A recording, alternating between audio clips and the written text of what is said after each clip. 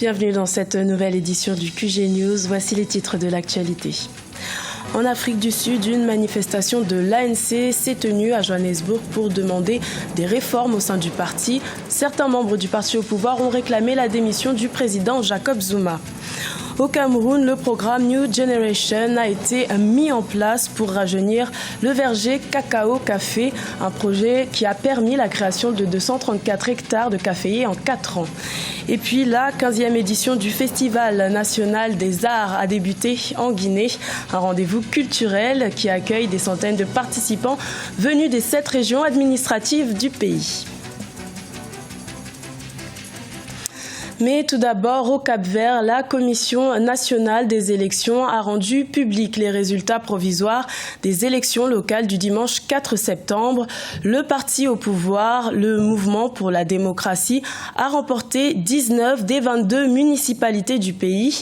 Le MPD maintient donc son avantage dans 12 des 14 chambres gagnées en 2012. Notons que le taux d'abstention à ces élections a atteint 41,7%, soit près de 10% de plus qu'en 2012.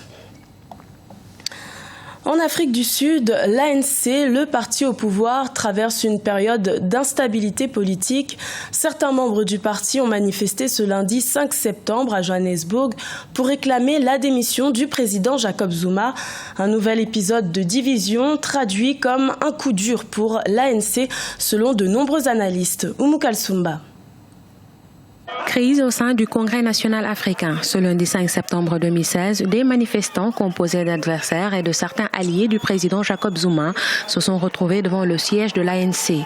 Avec leurs banderoles et leurs pancartes, ils protestent contre le régime en place et demandent la démission du chef de l'État. Nous avons organisé cette manifestation pacifique, spontanée, pour dénoncer la gestion du gouvernement du président Jacob Zuma. Les jeunes sont sans emploi, la balance commerciale est déficitaire, la corruption gagne du terrain, rien ne marche dans ce pays. Je pense que l'ANC est au bord de l'implosion. Lors des municipales, le parti a perdu les plus grandes villes du pays. C'est inadmissible. L'ANC a été créée en 1912. La formation politique a enregistré des défaites électorales, notamment avec la perte des 3 grandes villes, Johannesburg, Pretoria, Port Elizabeth, lors des dernières élections municipales en août 2016. Selon de nombreux analystes, le taux de chômage élevé, le ralentissement de l'économie et les scandales de corruption fragilisent davantage le parti. L'opposition sud-africaine est parvenue à faire tomber l'ANC sous la barre des 50% lors des municipales dans 3 grandes métropoles, Nelson Mandela Bay, où se trouve la ville portuaire de Port Elizabeth, qui englobe la capitale du pays, Pretoria, et enfin le hub économique de Johannesburg. C'est un signal fort pour le président Jacob Zuma. Si cette situation perdure, il sera très difficile pour l'ANC de remporter les élections nationales en 2019. En 2019, les Sud-Africains iront aux urnes pour élire un nouveau président de la République. Le Congrès national africain est secoué depuis un certain temps par des séries de manifestations et de protestations. Une situation qui risque de fragiliser l'ANC qui est au pouvoir depuis 22 ans.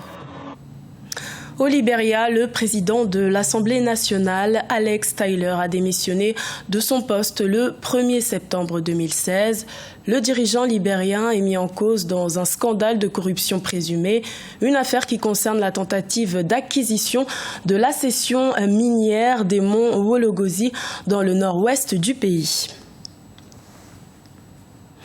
Au Cameroun, un programme baptisé New Generation a permis la création de 234 hectares de caféiers en 4 ans. Ce projet, lancé en 2012 par le Conseil interprofessionnel du cacao et du café, vise à redynamiser la production caféière qui est en baisse dans le pays. Birama Sonera.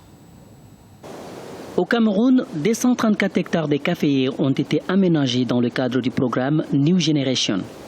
Lancé en 2012 par le Conseil interprofessionnel du cacao et du café, ce projet a pour objectif de rajeunir les vergers cacao-café dans le pays. Il vise aussi à inciter les jeunes producteurs à s'intéresser à la production du café au Cameroun. Cependant, l'obtention des terres cultivables pose souvent problème. La stratégie de New Generation étant axée autour, la cible étant les jeunes, ces jeunes n'ont pas de terre. Du moment où les jeunes n'ont pas de terre, ils vont s'appuyer sur ce que les parents ont. Or, tous ces jeunes qui sont issus de 2, 3, 4 lignes, chapeautés par un seul monsieur, ont désormais 2 ou 3 hectares à partager, alors qu'ils sont 5, 6, 7. Vous voyez, donc les espaces occupés par chacun des jeunes vont davantage se répétir. Donc l'objectif d'avoir multiplié en l'espace de 4 ans par 5, la production est extrêmement irréaliste. Le Cameroun a produit 23 865 tonnes de café au cours de la campagne 2014-2015, ce qui représente une baisse de plus de 27% comparé aux 32 800 tonnes produites au cours de la campagne 2013-2014. Les experts estiment que l'accent devrait être mis sur les infrastructures agricoles et routières pour améliorer la production du café au Cameroun. La production caféière du Cameroun avait chuté de pratiquement 30-40% simplement parce que les voies d'accès aux champs pour pouvoir enlever la production existante qui était là n'avaient pas été aménagées et on était passé de 35 000 tonnes à près de 17 000 tonnes. En anglais, on dit route to farm market, c'est-à-dire les routes qui partent du champ pour le marché. Si on n'a pas ces routes-là, avec des ponceaux ou des petits ponts qui vont jalonner ces routes-là, on va faire donc une agriculture extrêmement productive, mais l'Ivatry maintenant va devenir la croix et la bannière et in fine donc le résultat ne sera pas atteint. Dans le cadre du plan de relance des filières cacao-café, le Cameroun souhaite atteindre une production de café de 150 000 tonnes pour le café Robusta et 35 000 tonnes pour le café Arabica à l'horizon 2020. Pour beaucoup, les nouvelles plantations créées dans le cadre du projet New Generation devront contribuer à l'atteinte de ces objectifs fixés par le gouvernement et les opérateurs de la filière en matière de production caféière. La 15e édition du Festival national des arts et de la culture a démarré ce lundi 5 septembre en Guinée. L'édition de cette année est dédiée à la consolidation de la paix. Des centaines de participants venus des 7 régions administratives du pays sont attendus à cet événement qui se tiendra jusqu'au 10 septembre. Un reportage de notre correspondant en Guinée, Emmanuel Milimono. Conakry vibre au rythme des percussions, chants et danses depuis ce lundi 5 septembre 2016. Le Festival national des arts et de la culture de Guinée a été officiellement lancé sur l'esplanade du Palais du Peuple à Conakry. Cet événement mobilise plus de 2000 participants issus de toutes les régions du pays. Femmes, hommes, enfants, jeunes et adultes, toutes les couches sociales du pays sont présentes à ce rendez-vous. C'est source de réconciliation nationale et de la consolidation de la paix, dans la mesure où toutes les 4 régions naturelles de la Guinée sont représentées au sein de cette festivité. La 15e édition du Festival national des arts et de la culture de Guinée renaît de ses cendres. Le pays était autrefois porte-flambeau de la culture sur le continent africain, mais plusieurs années passées sans événements culturels d'envergure nationale ont fini par voir affaiblir les performances des artistes. Placé sous le signe de la paix, le rendez-vous de 2016 est surtout l'occasion de créer une émulation entre les différentes régions du pays au point de vue artistique. Les anciens ont conjugué les 1000 efforts afin qu'il y ait une réussite. Donc le ministre qui a pu vraiment penser à cela, nous l'encourageons. Et tous les Guinéens en particulier, surtout ceux qui ont vécu au moment de PDG, sont très contents. C'est quelque chose qui est très important pour nous les artistes parce que c'est dans ces lieux pareils qu'on peut vraiment avoir beaucoup de relations. C'est dans ça on peut se retrouver parce que sans festival, il n'y a pas de retrouvailles. Et quand on pense aussi que la culture n'est pas trop prise en charge en Guinée, et voir vraiment ces genres d'initiatives, tellement je suis comblé de joie, les mots me manquent.